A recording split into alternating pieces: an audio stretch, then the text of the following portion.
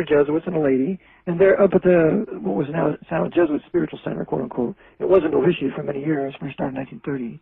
And here is Martin Sheen, who changed his name from Martin Estevez to Martin Sheen after Bishop Fulton Sheen. Right. And Bishop Fulton Sheen was the bosom buddy of Cardinal Francis Spellman.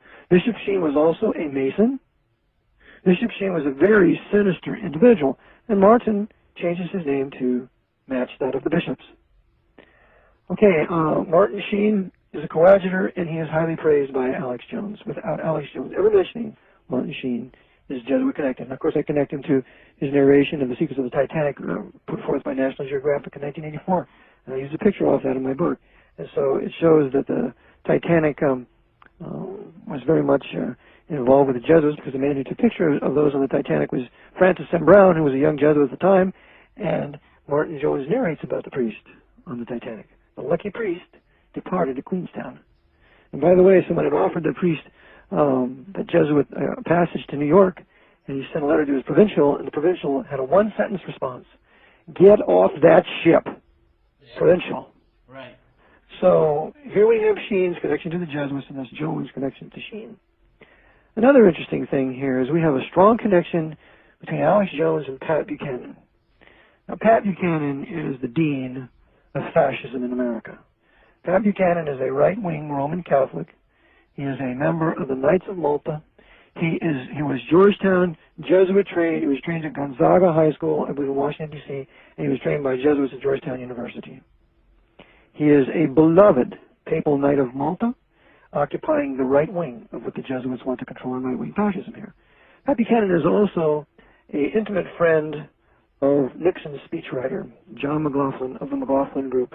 Pat Buchanan was also a co-founder of the McLaughlin Group with that Jesuit, John McLaughlin.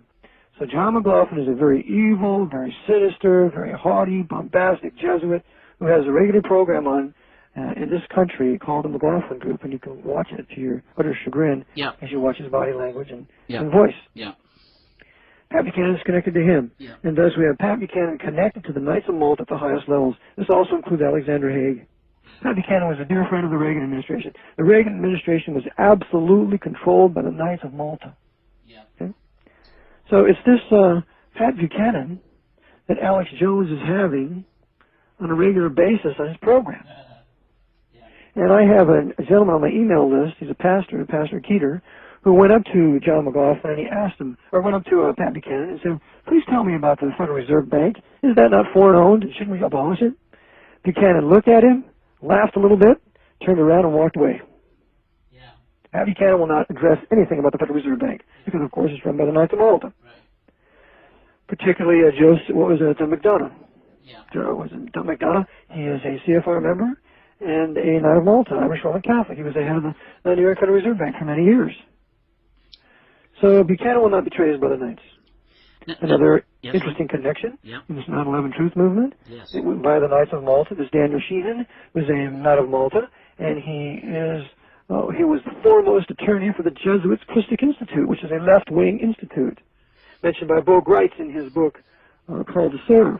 Well, this is very same of Daniel Sheehan, who is an intimate dear friend of Alfred Webre, who, like Alex Jones, is another Jesuit coadjutor, whose uncle was second in command of the Jesuit order, according to Weber himself.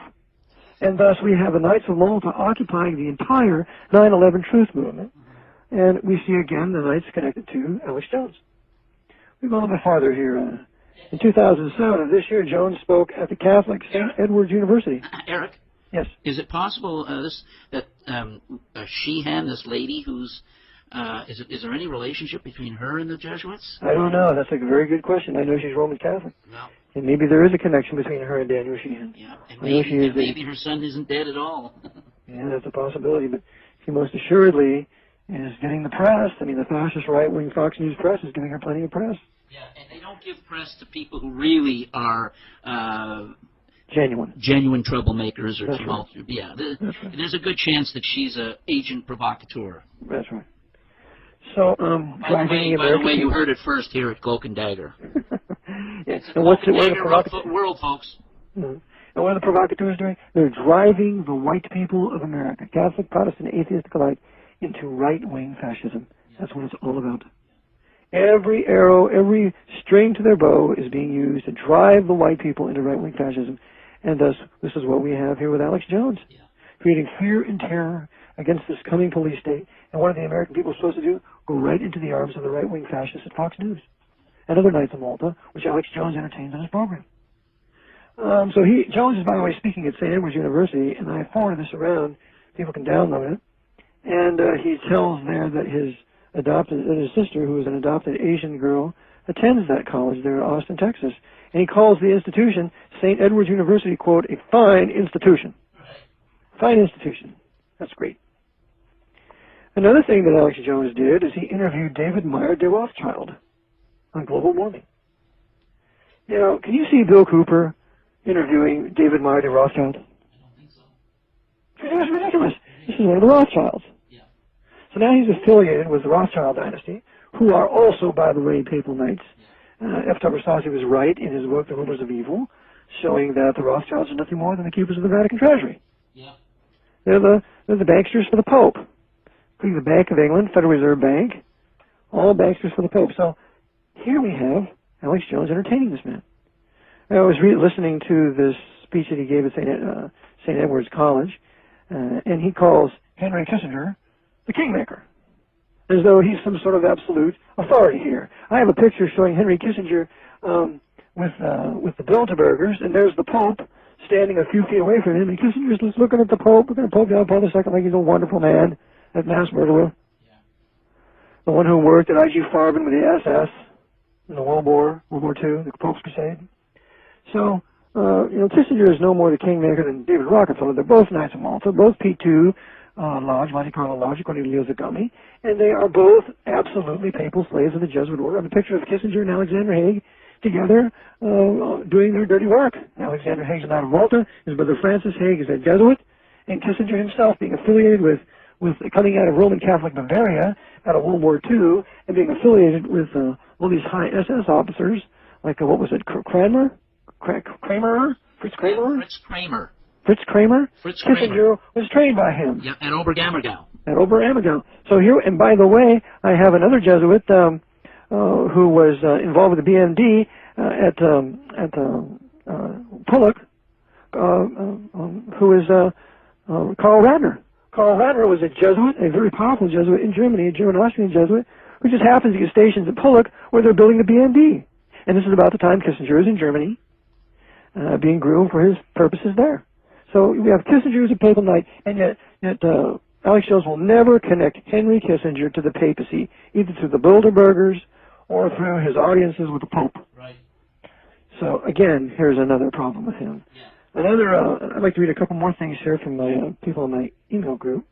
I get a news alert from a particular lady, Mrs. Daly, and she says here, I wanted to let you know that I was at the 9/11 Scholars for Truth meeting in Chicago, and this is in 2007 of June. I believe it was last year, and saw Alex there. We had big boards that we had behind a table giving free books away on the Jesuits, and Alex saw these boards. He also talked to a friend of mine that was there and wouldn't talk about the Jesuit role. I can give you more info from my friend who made these boards and who talked with him as well. So here, he is confronted with the Jesuit power, offered free books on the Jesuits, refuses to take them because he is a gatekeeper. Right. I'll give you one. I'll read one more here. Another email from a gentleman.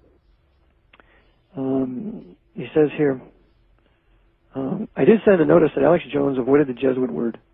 The reception was so poor that day, and Alex was blustering with the caller, Walt. This is my friend Walter Williams out of Michigan. That I missed Alex saying the J word, yes, twice, without a prompting from Walt. A replay went as follows.